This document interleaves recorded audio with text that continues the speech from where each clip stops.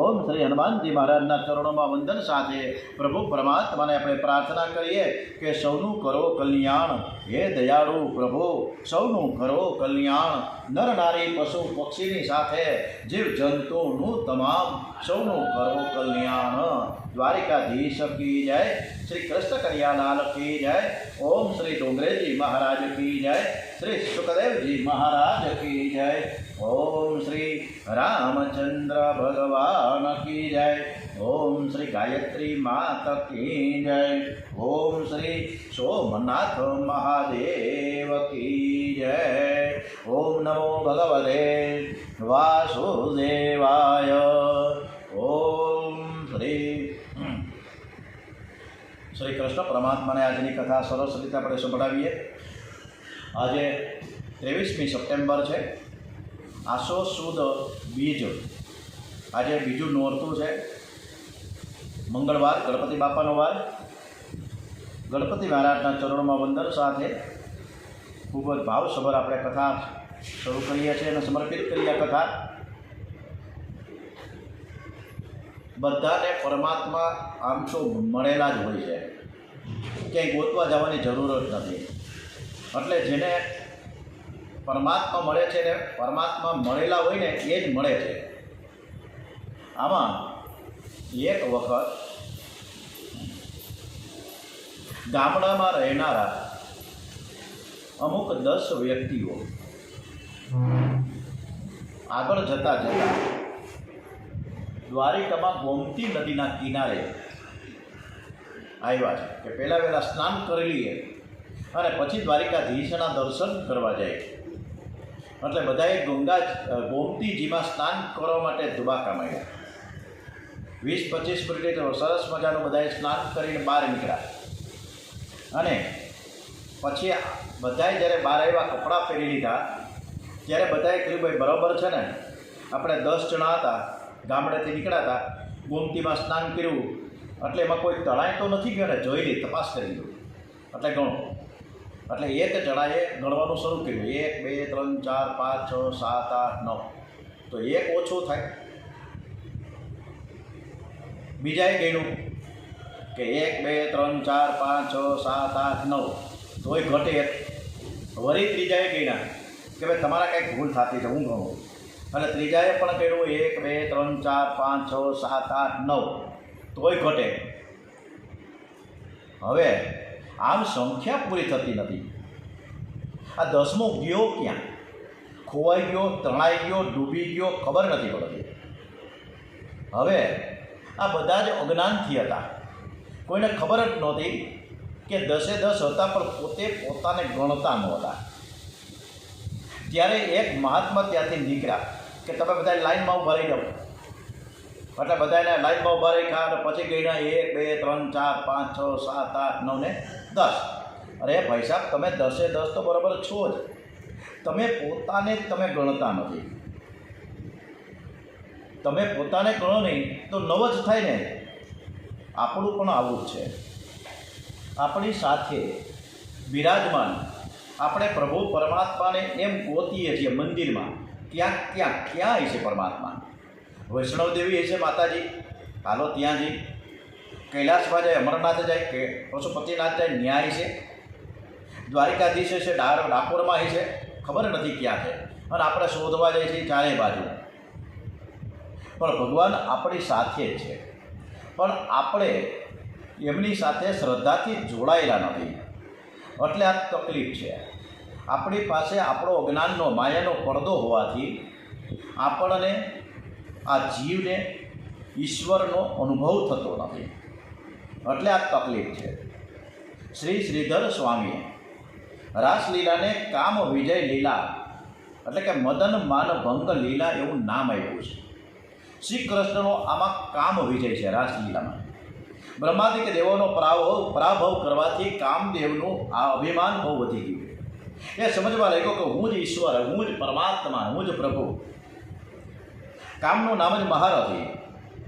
અનેક દેવોને ઋષિઓને મારવાથી અભિમાન વધી ગયું. તેથી કામદેવ શ્રી કૃષ્ણની સાથે યુદ્ધ કરવા માટે આવ્યા છે. કામદેવ કહ્યું કે તમારે પુષ્ટિ થવી જોઈએ. પ્રભુએ કહ્યું રામ અવતારમાં તને મેં હરાવ્યો છે તો ભૂલી ગયો. કામદેવ કે હું જરાય ભૂલ્યો નથી, બરાબર યાદ છે. રામા અવતારમાં મને હરાવ્યો તમે. રામા અવતારમાં કામદેવે અનેક પ્રસંગો ઊભા કર્યા, પણ રામજીને જરાય ડેગ્યા નહીં. રામજીની આંખમાં મનમાં કાંઈક વિકાર આવે તો કામદેવ એને મારે ને. પરંતુ આ તો મર્યાદા પુરુષોત્તમ શ્રી રામચંદ્રજી, એની નીતિમત્તા, એનો પિતૃપ્રેમ, એનો ભ્રાતૃપ્રેમ, પત્ની પ્રેમ, બધું જ અલૌકિક. એટલે કામદેવ એને કાંઈ નહીં. અને પાછું એક પત્ની વ્રત ધારણ કરેલું. એટલે રામા અવતારમાં કામદેવની હાર થઈ. એટલે હાર થઈ એટલે એના મનમાં હજી વસવસો રહી ગયો કે મારે કૃષ્ણ ભગવાનને, આ કૃષ્ણ કાનુડાને હરાવવા છે. ઠીક છે કે રામા અવતારમાં તમારો કંઈક નિયમ એવો હતો કે કોઈ સ્ત્રીને સ્પર્શ ન કરવો અને પ્રત્યેક સ્ત્રીમાં એક માતૃભાવ રાખવો. તમે મર્યાદામાં રહીને રામા અવતારમાં મને હરાવ્યો છે, પરંતુ આ મર્યાદા અત્યારે તમારે કોઈ પણ પ્રકારની રાખવાની નથી. મારી ઈચ્છા એવી છે કે શરદ ઋતુ આવે, એકદમ સરસ મજાની પૂર્ણિમા ખીલી હોય, મધ્યરાત્રિનો સમય હોય, કોઈ સ્ત્રીને મારે સ્પર્શ કરવો નહીં, સ્ત્રીમાં માતૃભાવ રાખવો એવી કોઈ મર્યાદા રાખવાની નહીં. સ્ત્રીઓ સાથે તમે રમો ત્યારે હું આકાશમાં ઊભો રહીને હું તમને બાણ મારું અને તમારા મનમાં વિકાર જાગે તો પછી હું ઈશ્વર, તમે નિષ્કામ રૂપ ઈશ્વર નહીં. કામનો માર ખાય એ જીવ છે, જે કામનો માર ખાતો નથી તે ઈશ્વર છે. પ્રભુએ કહ્યું કે કાંઈ વાંધો નહીં, જરાય તું ચિંતા કરવા, તારી ઈચ્છા છે કે મને તારે મને હરાવો જ છે, તો હું શરદ પૂનમની મધ્યરાત્રિએ ગોપીઓની સાથે રમીશ. ત્યારે તું આકાશમાં ઊભો રહે અને શ્રી કૃષ્ણને તું અને મને તું બાણ માર. શ્રી કૃષ્ણના ચરણમાં ગંગાજી, ભગવાન શિવજીને માથે ગંગાજી. શિવજીને શ્રી કૃષ્ણ જ્ઞાન સ્વરૂપ છે, તેમણે કામ શું કરી શકે? કામે ઘણો પ્રયત્ન કર્યો પણ શ્રી કૃષ્ણ એના આધીન ન થયા. કામદેવને ખાતરી થઈ કે શ્રી કૃષ્ણ ભગવાન છે, તે શરણે આવ્યો. શ્રી કૃષ્ણએ કામદેવનો પરાભવ કર્યો, તેથી ભગવાનનું નામ પડ્યું છે બોલીએ શ્રી મદન મોહન મહારાજ કી જય. મદન મોહન એવું નામ આપ્યું છે કામદેવે. પ્રભુએ ગોપીઓને કહ્યું કે આ તમારો છેલ્લો જન્મ છે. શરદ પૂર્ણિમાની રાત્રે હું તમને મળીશ. સમાજમાં રાસલીલાની કથા કહેતા સુખદેવજી મહારાજને થોડો સંકોચ થયો. રાસલીલાની કથા કહું કે ન કહું? સમાજમાં બધા અધિકારી જીવ નથી હોતા. સુખદેવજીએ રાધાજીનું સ્મરણ કર્યું. સુખદેવજી પૂર્વજન્મના શ્રી રાધાજીના નિકુંજના પોપટ છે. નિકુંજમાં ગોપીઓની સાથે પરમાત્મા રમે છે. સુખદેવજી આખો દિવસ શ્રી રાધે શ્રી રાધે શ્રી રાધે બોલે છે. રાધાજી હાથ ઊંચો કરીને પોપટને બોલાવ્યો. પોપટ તો રાધાજીના ચરણમાં પડ્યો છે. રાધાજીએ પોપટને ઉઠાવીને હાથમાં લીધો. પોપટ શ્રી રાધે રાધે બોલવા લાગ્યા. રાધાજી કે હવે તું રાધે રાધે બોલતો નહીં, વત્સ તું કૃષ્ણમ વદ, રાધેતી માં વદ. કૃષ્ણ કૃષ્ણ ને કૃષ્ણ ફક્ત એટલું જ કહે. રાધાજી પોપટને સમજાવે છે. શ્યામ સુંદર એ જ વખતે શ્રી કૃષ્ણ ભગવાન ત્યાં આવ્યા. શ્રી રાધાજીએ કહ્યું કે આ પોપટ કેવું મધુર મધુર બોલે છે. રાધાજીએ પોપટ શ્રી કૃષ્ણના હાથમાં આપ્યો. રાધાજીએ પ્રત્યક્ષ બ્રહ્મ સંબંધ કરાવ્યો છે. રાધાજીએ બ્રહ્મ સંબંધ કરાવ્યો હોવાથી સુખદેવજી મહારાજના સદગુરુ રાધાજી છે. રાધાજી એમના સદગુરુ હોવાથી સુખદેવજીએ ભાગવતમાં રાધાજીનું નામ સ્પષ્ટ રીતે લીધું નથી. સદગુરુનું મનથી સ્મરણ કરી સદગુરુ દેવ કી જય એવી રીતે જય જયકાર કરે છે.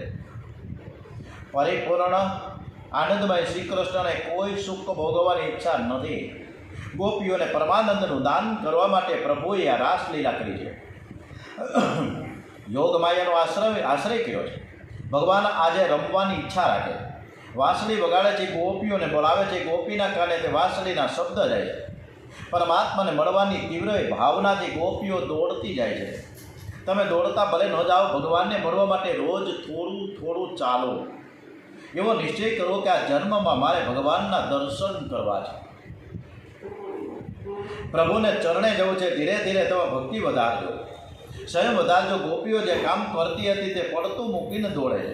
લીપતી લૂછતી કોક આંખ કો આંજતી હતી, જતી અસ્ત વ્યસ્ત વસ્ત્રે યથા સિંધુ પ્રતિ નદી. ગોપી એટલી બધી તન્મયતામાં એટલી હતી કૃષ્ણ પ્રત્યે કે એમાં એક ગોપી ઘરમાં લીપવાનું કામ કરતી હતી. એના હાથ માટીથી ખરડાયેલા હતા, એનું એને ભાન નથી. એ દોડવા લાગી. એક ગોપી ઘરમાં શૃંગાર કરતી હતી, એના કાને વાંસળી સંભળાઈ. ભગવાન મને બોલાવે છે. ઉતાવળમાં આંખમાં મેં સાંજવાને બદલે ભૂલથી કંકુ આંજીને દોડવા લાગી. ગોપીમાં સ્ત્રી તત્વ હોય તો એવું થાય નહીં. દર્પણમાં મુખ જોઈને ખાતરી કરીને આપણે બહાર જઈએ છીએ, પણ આ તો ગોપી છે, એને શૃંગાર કરવો નથી તો કૃષ્ણને મળવા માટે, એના દર્શન કરવા માટે દોડે છે. એટલે જ ભગવાન ગોપીઓને કહે તમે બહુ જ ભાગ્યશાળી છો. એટલે શબ્દ વાપરો છે મહાભાગા, આવો શબ્દ વાપરો. આજે મારે મારા ભગવાનને મળવાનું છે. ભગવાનને મળવાની ઈચ્છા રાખીને ધ્યાન જપ કરતા જ્યારે મારા ભગવાનને મળવા જશો ત્યારે ભગવાન તમારી પરીક્ષા કરશે. તમને કહે છે કે મારી પાછળ તમે કેમ પડો છો. તું સંસારમાં જાણે તને કોઈ પુરુષ સુખ આપશે, તને કોઈ સ્ત્રી સુખ આપશે. શ્રી કૃષ્ણ કોઈને સુખ આપતા નથી. શ્રી કૃષ્ણ આનંદ આપે છે. સંસાર સુખ દુઃખથી ભરેલો છે. જે સુખ આપે છે એ જ દુઃખનું કારણ બને છે. જ્યાં સુખ નથી, જ્યાં દુઃખ નથી, એવા શ્રી કૃષ્ણ પરિપૂર્ણ આનંદમય છે. બધાને આનંદ આપે છે. ગોપીઓને કહ્યું કે તમને સુખ તમારા પતિ આપશે, તમે તમારા પતિ પાસે પાછા જાઓ. ગોપી કહે કે જેને સુખ જોઈએ છે એ પતિ કે પત્ની પાસે જાય. જેને કોઈ સુખ જોઈતું નથી, આનંદ જોઈએ છે, એ પરમાત્મા પાસે આવે છે. મને કોઈ સુખ જોઈતું નથી. શ્રી કૃષ્ણ ગોપીઓને સ્ત્રી ધર્મ સમજાવે છે અને ઘેર જવાની આજ્ઞા કરે છે. દુર્ભાગ્ય દુઃશીલ વૃદ્ધ મૂઢ કે રોગી નિર્ધન મહાપાપી ન હોય તો ન ત્યાગે સ્વર્ગ વાંછુક.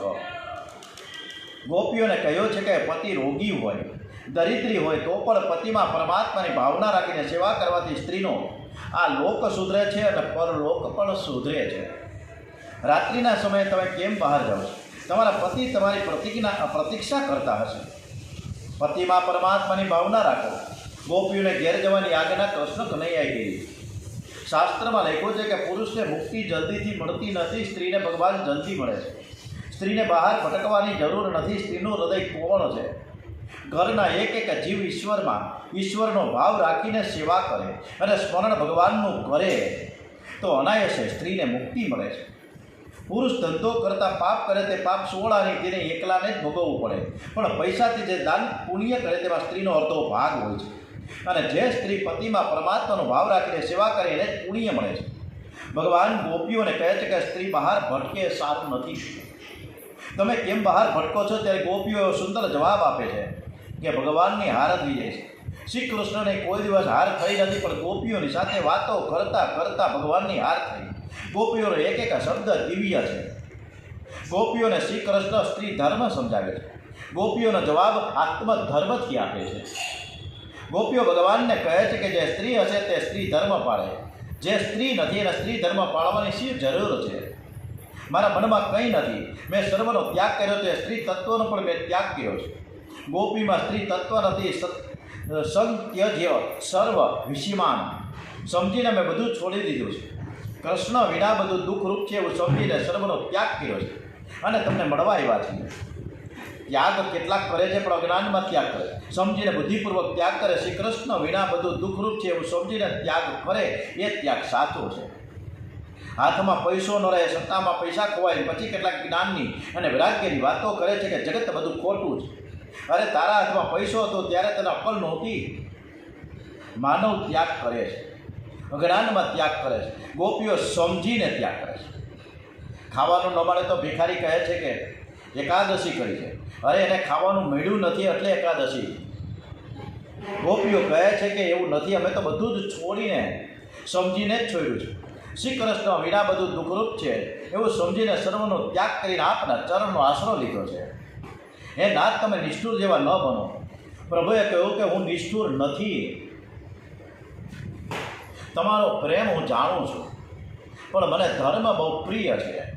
તમે ધર્મ છોડો છો. તમારા પતિની સેવા કરવી એ તમારો ધર્મ છે. એક ગોપીઓ કહ્યું કે મહારાજ આપે અમને ધર્મ સમજાવવું, પણ ધર્મનું ફળ શું છે એ તો તમે સમજાવો. ધર્મનું પાલન કરવાથી શું થાય? શ્રી કૃષ્ણ સમજાવે છે કે જેનો જે ધર્મ પ્રભુએ નક્કી કર્યો છે, કોઈ ફળની અપેક્ષા રાખ્યા વિના એ સ્વધર્મનું પાલન કરે, પોતાની ફરજ બજાવે, એના પાપનો નાશ થાય છે. ધર્મનું ફળ છે પાપનો વિનાશ.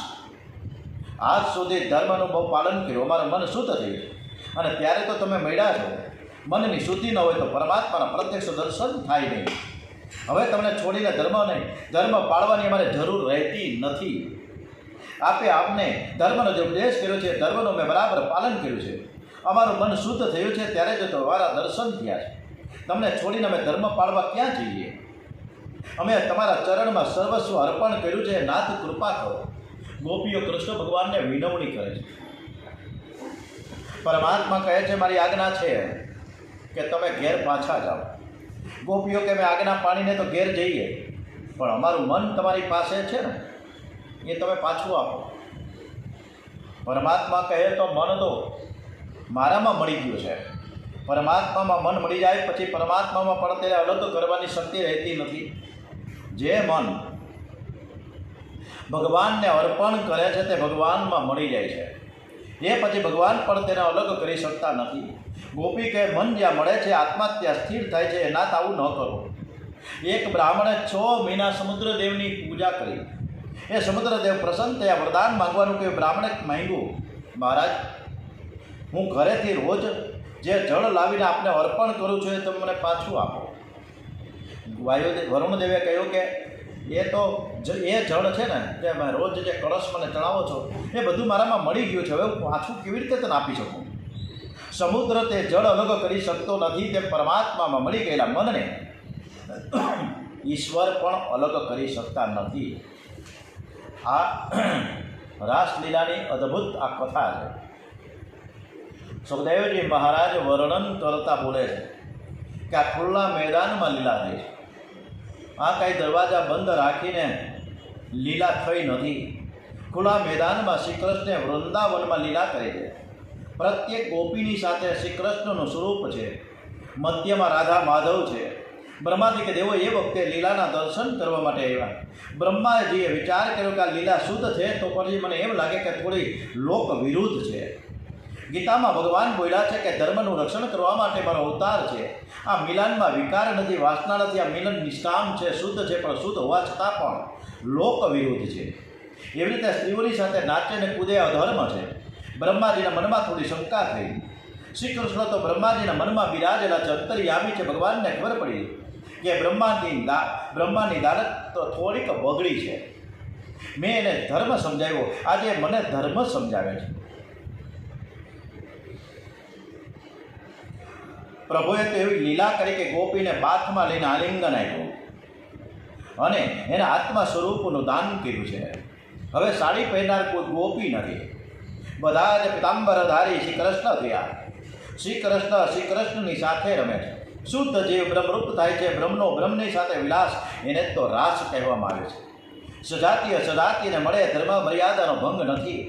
વિજાતીય સજાતીયને મળે કદાચ ભંગ હશે.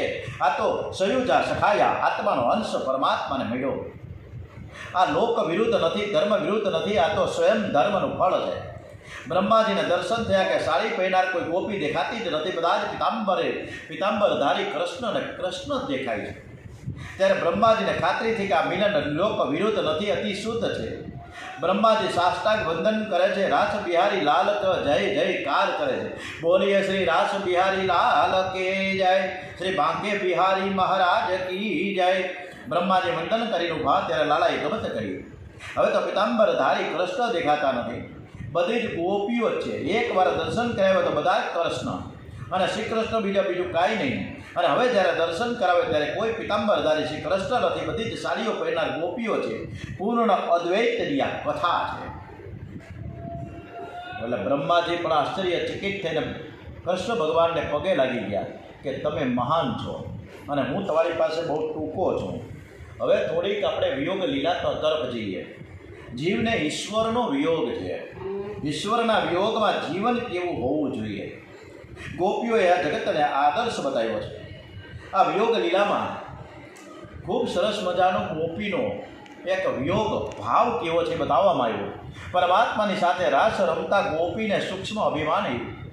ગોપી મનમાં વિચાર કરવા લાગી કે મારા જેવું આ જગતમાં કોઈ નથી, હું જ શ્રેષ્ઠ છું. પહેલાં તો એ ના પડતા હતા, પણ હવે તો પ્રેમથી રમે છે. હું અતિશય સુંદર છું, હું બહુ લાયક છું. પરમાત્મા જીવના સર્વ અપરાધો માફ કરે છે, પણ જીવને અભિમાન આવે તો ઉપેક્ષા કરે છે. ગોપીને અભિમાન આવ્યું અને તેથી ભગવાન એકાએક અંતર ધ્યાન થયા છે. ગોપીને પ્રભુનો વિયોગ થયો. ગોપીમાં આ અભિમાન આવ્યું ક્યાંથી? એના મનમાં શ્રી કૃષ્ણ વિના તો કાંઈ જ નથી. જે એકવાર પરમાત્માને મળે છે તેને પ્રભુનો વિયોગ કદી થતો જ નથી. પરમાત્મા લોઢાને સોનું બનાવ્યા પછી ફરીથી તેને લોઢું ન બનાવી શકે, એ સોનું જ રહે છે. બ્રહ્મ સ્પર્શ થયા પછી જીવ બ્રહ્મરૂપ થાય છે. પરંતુ પ્રભુએ લીલા કરી. ગોપીઓમાં અભિમાન પણ પ્રભુએ જ ઉત્પન્ન કર્યું છે. ભાગવતના બધા શ્લોકોનું મનન કરતાં એમ લાગે કે ગોપીઓમાં અભિમાન આવે જ નહીં. ગોપી તો શુદ્ધ છે, નિષ્કામ છે, તેથી અભિમાન ઈશ્વર ઈચ્છાથી પ્રગટ થયું છે. ઠાકોરજીને લીલા કરવાની ઈચ્છા થઈ એટલે પ્રભુની સ્વજન મોહિકા માયાએ ગોપીઓના મનમાં અભિમાન જાગૃત કર્યું. અભિમાનની આ 3 પ્રકારની માયા છે: સ્વમોહિકા, સ્વજન મોહિકા અને વિમુખ જન મોહિકા. શ્રી કૃષ્ણને પોતાનો આ મોહ, પોતાને પણ મોહ ઉત્પન્ન કરનારી માયાએ સ્વમોહિકા માયાએ લીલા કરવી હોય ત્યારે પોતાના જીવોમાં મોહ ઉત્પન્ન કરનારી માયા પરમાત્મા પ્રગટ કરે છે. એને સ્વજન મોહિકાની માયા કહે છે. સાધારણ જીવોને ભૂલમાં નાખતી માયા એ વિમુખ જન મોહિકા છે. સ્વજન મોહિકા માયાને વશ થયેલી ગોપીઓમાં સૂક્ષ્મ અભિમાન પ્રગટ થયું. રાસ રમતા ગોપીની દ્રષ્ટિ સંસારના કોઈ વિષયમાં તો ન ગઈ, પણ શ્રી કૃષ્ણમાંથી હટી ગઈ. ગોપી જગતને તો ન જોવા લાગી, પણ પોતાને જોવા લાગી. શ્રી કૃષ્ણમાં વૈરાગ્ય પરિપૂર્ણ છે. જ્યાં પ્રેમ છે ત્યાં કન્યાએ કોઈ માખણ મિશ્રી આપે તો નાચે છે, પણ પ્રેમ છે તેવું નથી કે એ આસક્ત છે. બીજાથી આનંદ લેવા જાય તે દુઃખી થાય. કોઈ મને સુખ આપશે એવી ભાવના રાખીને પ્રેમ ન કરવો. શ્રી કૃષ્ણમાં પ્રેમ પરિપૂર્ણ છે, જ્ઞાન પરિપૂર્ણ છે, વૈરાગ્ય પણ પરિપૂર્ણ છે. તેથી દ્વારિકાનાથ થયા પછી કદી ગોકુળમાં પાછા નથી આવ્યા. શ્રી કૃષ્ણ બીજાથી આનંદ લેતા નથી, તે સ્વયં આનંદ રૂપ છે. જેનો આનંદ બીજામાં છે તેના જેવો કોઈ દુઃખી નથી. ગોપીને અભિમાન થયું, શ્રી કૃષ્ણ મને આધીન થયા છે, હું નચાવું એ નાચે. ગોપીને રાજી કરવા શ્રી કૃષ્ણ તેની ઈચ્છાનુસાર નાચે છે, રમે છે. પ્રભુએ જોયું કે ગોપીને હવે મારી જરૂર નથી, એ મને ક્યાં જુએ છે? એ તો પોતાને જ જુએ છે. તેથી ભગવાન અંતર ધ્યાન થઈ ગયા. યશોદામાં યશોદામાની ગોદમાં શ્રી કૃષ્ણ હોવા છતાં દૂધને ઉભરો આવે છે, એ જુએ છે. વાત્સલ્ય ભાવમાં અન્યમાં નજર જાય તે ખોટું નથી, પણ ગોપીમાં તો પ્રેમ ભાવ છે. પ્રેમ ભાવમાં પ્રિયતમથી અન્યત્ર નજર જાય તે ખોટું છે. જેને જગત જોતા કંઈ સુખનો ભાસ થાય છે તે ઈશ્વરથી વિમુખ થાય છે. જગત દેખાય તો ભલે દેખાય, પણ જગત જોવાની ઈચ્છા ન રાખશો. જગતમાં જોવાલાયક તો ઈશ્વર જ છે. પ્રેમ ભાવના પ્રિયતમથી વધારે બીજું પ્રિય લાગે તે પ્રિયતમને ગમતું નથી. ભગવાન કરતાં જગતના વિષયો મધુર લાગે તો ભક્તિમાં વ્યભિચાર આવે. ગોપીની દ્રષ્ટિ જગતમાં તો ન ગઈ, પણ એ પોતાને જોવા લાગી છે. માનની પાછળ અભિમાન ઊભું છે. ઘણાને ઓછું માન મળે તો અભિમાન ઘવાય છે. જ્ઞાનીઓને અભિમાન વધુ ત્રાસ આપે છે. એમનામાં ઘણીવાર હું વધી જાય. હરિ ત્યાં હું નહીં અને હું ત્યાં હરિ નહીં. ગોપીમાં હું જાગૃત થતાં ભગવાન અંતર ધ્યાન થયા. અંતર ધ્યાન એટલે થયા એટલે અંદર છુપાઈ ગયા છે, અંતરહિત થયા છે. એટલે કે હવે અંદરથી હિત કરે છે. શ્રી કૃષ્ણ ગોપીના હૃદયમાં પ્રવેશ્યા. ગોપીઓની આંખ ઉપર અભિમાનનો પડદો આવ્યો, તેથી પ્રભુ હવે તેને દેખાતા નથી. ગોપીને બહિરંગમાં પરમાત્માનો વિયોગ થયો છે. વિયોગમાં જેને અતિ દુઃખ થાય છે તેને સંયોગમાં મિલનનો અતિ આનંદ થાય છે. જીવને માટે તો વિયોગથી જ સંયોગ પુષ્ટ થાય છે. પરમાત્માને માટે સંયોગ વિયોગ બધું જ એક સરખું જ છે. જગતની ઉત્પત્તિ, સ્થિતિ અને સંહાર અવસ્થામાં પરમાત્માના સ્વરૂપમાં જરાય ફેરફાર થતો નથી. જગત ક્ષણે બદલાય છે, પણ પ્રભુના સ્વરૂપમાં પરિવર્તન થતું નથી. ઈશ્વરનું સ્વરૂપ આનંદમય છે. એક વૈષ્ણવે ભગવાનને કે મહારાજ, તમારું સ્વરૂપ એક જ સરખું રહે છે, તે થોડું પરિવર્તન તો થવું જોઈએ ને. પ્રભુએ કે જા, હવે તને મારો વિયોગ થશે. પ્રભુ અંતર ધ્યાન થયા, તેને બહુ વિયોગ થયો, તે રડવા લાગ્યો, તે કીર્તન કરવા લાગ્યો. ત્યારે પ્રભુ પ્રગટ થયા. ત્યારે તેને ખૂબ જ આનંદ થયો. આનંદ ક્યાંથી વધ્યો? વિયોગ પછી પરમાત્માના દર્શન કરતાં વધારે આનંદનો અનુભવ થાય છે. ગોપીઓને પરમાનંદનું દાન કરવા માટે પ્રભુએ વિયોગ લીલા શરૂ કરી છે. ભગવાન અંતર ધ્યાન થયા એ તો પ્રભુ લીલા કરે છે. પિતાંબર માથા ઉપર ખેંચી લીધું. ગોપી એમ સમજે કે કોઈ સખી છે. ગોપી ભગવાનને બહાર શોધવા લાગી. શ્રી કૃષ્ણ તો ગોપીઓના મંડળમાં છે. આનંદ અંદર છે, બહાર ન શોધો. શ્રી કૃષ્ણ વિયોગમાં શ્રી કૃષ્ણ લીલાનું ગોપી ખૂબ જ અનુકરણ કરે છે. એ શ્રી કૃષ્ણનું સ્મરણ કરતી એવી તન્મય થઈ કે ઝાડને પૂછે કે મારા કૃષ્ણ ક્યાં છે. ઝાડ તો બોલતા નથી, એનું પણ ગોપીને ભાન નથી. ગોપી લેખને સર્વમાં શ્રી કૃષ્ણના દર્શન કરતા એવી તન્મયતા થઈ અને લાગ્યું કે હું જ શ્રી કૃષ્ણ છું. લાલી દેખન મય ગઈ ઓર મય ભી હો ગઈ લાલ. ભગવાનની શોધ કરી પણ દેખાતા નથી. ગોપીઓને એમ થયું કે મારા કૃષ્ણ અમને છોડીને જાય જ નહીં. અહીં કંઈક છુપાયા છે, હું જે બોલું છું તે સાંભળે છે. કોઈ ગોપીને એમ લાગે કે શ્રી કૃષ્ણ મારી જમણી બાજુ ઊભા છે, કોઈને એમ લાગે કે શ્રી કૃષ્ણ મારી ડાબી બાજુ ઊભા છે, તો કોઈ ગોપીને એમ લાગે કે શ્રી કૃષ્ણ મારી પાછળ આવીને ઊભા છે, તો કોઈને વળી એવું લાગે કે મારી સન્મુખ શ્રી કૃષ્ણ ઊભા છે. શ્રી કૃષ્ણ સર્વત્ર છે. વિયોગમાં, ધ્યાનમાં, સ્મરણમાં અતિ તન્મયતા થાય તો પ્રત્યક્ષ હાજરીનો અનુભવ થાય છે. ગોપીઓને થયું કે જેમ જેમ અમે તેમને શોધીએ છીએ તેમ તેમ તે નિકુંજમાં અંદર જાય છે. અંદર પ્રવેશ કરે અને કદાચ કાંટો એના પગે વાગી જાય તો. તેથી ગોપીઓ નિશ્ચય કર્યો કે ભગવાન જ્યાંથી અંતર ધ્યાન થયા ત્યાં જ તેમને સ્મરણ અને કીર્તન કરતા કરતા શોધીએ. જ્ઞાન માર્ગમાં ધ્યાન મુખ્ય છે, ભક્તિ માર્ગમાં સ્મરણ અને કીર્તન મુખ્ય છે. તમે ઈશ્વરનું સતત ધ્યાન ન કરી શકો તો વાંધો નહીં, પણ સંસારના કોઈ વિષયનું ધ્યાન ન કરો. જગત જોવાથી મન બગડ્યું છે. જગત જોવાથી મન બગડતું નથી, જગતનું ધ્યાન કરવાથી મન બગડે છે. જ્ઞાન માર્ગમાં પ્રવૃત્તિ એટલી જ રાખે છે કે જે કરવાની બહુ જરૂર છે. જ્યાં કામ પૂરું થાય કે ધ્યાન કરે છે. ભક્તિ માર્ગમાં ગુણગાન મુખ્ય છે. નિવૃત્તિના સમયે માનવ જગતની નિંદાને સ્તુતિ કરે છે. મહાપુરુષો જગતની સ્તુતિ કરતા નથી, નિંદા પણ કરતા નથી. સૂર્યનારાયણ જગત જુએ છે પણ બોલતા નથી. જગત કેવું છે એને ઓળખજો, પણ તેનું ચિંતન કરતા નહીં. જ્યારે જ્યારે સમય મળે ત્યારે પરમાત્માની સ્તુતિ કરજો. ગોપીઓ સ્તુતિ કરે છે. મહાપુરુષો તેને ગોપી ગીત કહે છે. ગોપી ગીત વિયોગનું ગીત છે. જય વધે વ્રજે આપ જન્મથી, નિત વસે જય હે નાથ સાથથી. પ્રગટ હો પ્રિયા શોધતે બધા, તુમ પ્રિય તમ મિશે ધરિયા પ્રાણ આ અમે. ઓમ શ્રી કૃષ્ણ કનૈયાલાલ કી જય. હવે પછીની કથા આપણે આવતીકાલ પર કરીશું. ઓમ શ્રી કૃષ્ણ કનૈયાલાલ કી જય. ઓમ શ્રી ભાગવત ભગવાનજી મહારાજ કી જય. શ્રી ડોંગરેજી મહારાજ કી જય. દ્વારિકાધીશ કી જય. ઓમ શ્રી ભારત માતા કી જય. ઓમ નમો ભગવતે વાસુદેવાય. ઓમ નમઃ પાર્વતી. હર હર હર હર મહાદેવ. હર